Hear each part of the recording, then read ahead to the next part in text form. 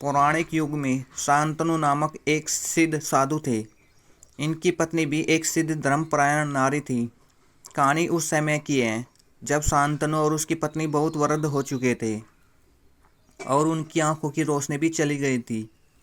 इन दोनों का एक पुत्र था जिसका नाम था श्रवण कुमार। श्रवण कुमार बहुत ही सरल स्वभाव का व्यक्ति था। माता पिता के लिए उसके मन में बहुत प्रेम एवं श्रद्धा थी। वो दिन रात अपने माता पिता की सेवा करता था। अपने माता पिता का बच्चों की तरह लालन पालन करता था। उसके माता पिता भी स्वयं को गौरवशाली महसूस करते थे और अपने पुत्र को दिन रात हजारों दुआएं देते थे। कई बार दोनों एक दूसरे से कहते कि हम कितने धन्य हैं कि हमें श्रवण जैसा मात्र भक्त पुत्र मिला, जिसने स्वयं के बारे में ना सोचकर अपना पूरा जीवन वृद्ध नेत्रहीन माता पिता की सेवा में लगा दिया। इसकी जगह कोई अन्य होता तो विवाह के बाद केवल स्वयं का हित सोचता और बूढ़े नेत्रहीन माता पिता को कहीं छोड़ आता और खुशी से अपना जीवन यापन करता। जब ये बात श्रवण ने सुनी तो उसने माता पिता से कहा कि मैं कुछ भी नहीं कर रहा हूँ, यह मेरा कर्तव्य है। जब मैं छोटा था तब आपने मुझे इससे भी ज़्यादा अच्छा जीवन दिया और अब मुझे यह सौभाग्य प्राप्त हुआ है। मैं आपकी सेवा करूं। आप दोनों जो भी इच्छा रखते हैं मुझसे कहे, मैं उन्हें अवश्य पूरा करूंगा। तब शांतनु और उसकी पत्नी कहते हैं, पुत्र श्रवण, हम दोनों की आयु बहुत हो चुकी है। अब जीवन का कोई भरोसा नहीं है। किसी भी समय हमारी आंखें बंद हो सकती हैं। ऐसे में हमारी एकमात्र इच्छा है, हम तीर्थ यात्रा करना चाहते हैं। क्या तुम हमारी यह इच्छा पूरी कर सकते हो? श्रवण कुमार अपने माता पिता के चरणों को पकड़कर अत्यंत प्रसन्नता के साथ कहता है, हाँ पिताश्री, यह तो मेरे लिए परम सौभाग्य की बात होगी कि मैं आप दोनों की इच्छा पूरी करूं। श्रवण अपने माता पिता को तीर्थ करवाने हेतु एक कावड़ तैयार करता है, जिसमें एक तरफ शांतनु एवं दूसरी तरफ उसकी पत्नी बैठती है और कावड़ के डंडे को अपने कंधे पर लादकर यात्रा शुरू करता है। उसके हृदय में माता पिता के प्रति इतना स्नेह है कि उसे उस कावड़ का लेस मात्र भी भार नहीं लगता। अपने पुत्र के इस कार्य से माता पिता का मन प्रसन्नता से भर उठता है और वे पूरे रास्ते अपने पुत्र श्रवण को दुआएं देते चलते हैं। तीर्थ करते समय जब वे तीनों अयोध्या नगरी पहुंचते हैं तब माता पिता श्रवण से कहते हैं कि उन्हें प्यास लगी है। श्रवण कावड़ को जंगल में रखकर हाथ में पत्तों का पात्र बनाकर सयूर नदी से जल लेने जाता है।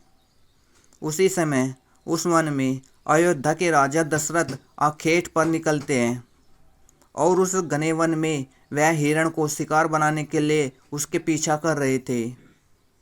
तभी उन्हें घने जंगल में झाड़ियों के पार सयूर नदी से पानी के हलचल की आवाज़ आती है।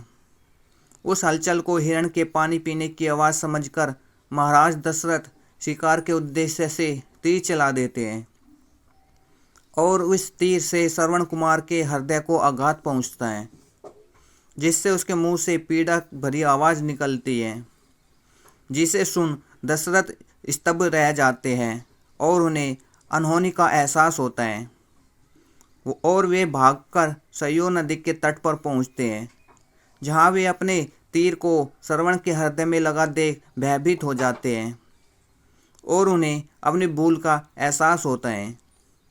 दशरथ श्रवण कुमार के समीप जाकर उससे क्षमा मांगते हैं। तब अंतिम सांस लेता श्रवण कुमार महाराज दशरथ को अपने वृद्ध नेत्रहीन माता पिता के बारे में बताता है और कहता है कि वे प्यास से हैं, उन्हें जाकर पानी पिला दो और उनके बाद उन्हें मेरे बारे में कहना।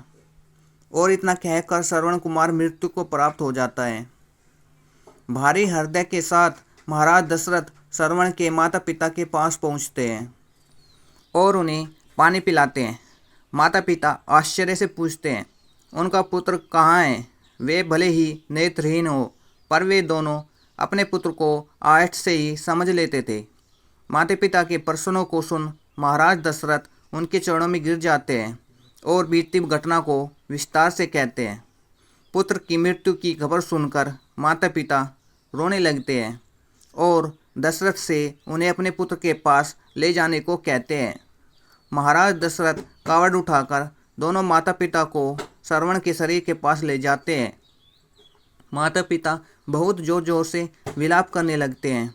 उनके विलाप को देख महाराज दशरथ को अत्यंत ग्लानि का अभ्यास होता है और वे अपनी करनी की क्षमा याचना करते हैं।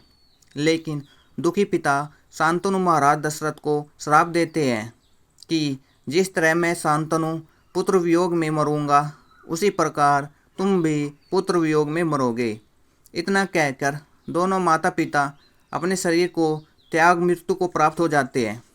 महाराज दशरथ श्राप मिलने से अत्यंत व्याकुल हो जाते हैं और कई वर्षों बाद जब उनके पुत्र श्री राम का राज्याभिषेक होता है तब माता कैकेयी के वचन के कारण राम, सीता और लक्ष्मण को 14 वर्षों का वनवास स्वीकार करना पड़ता है और इसी तरह महाराज दशरथ की मृत्यु भी पुत्र वियोग में होती है।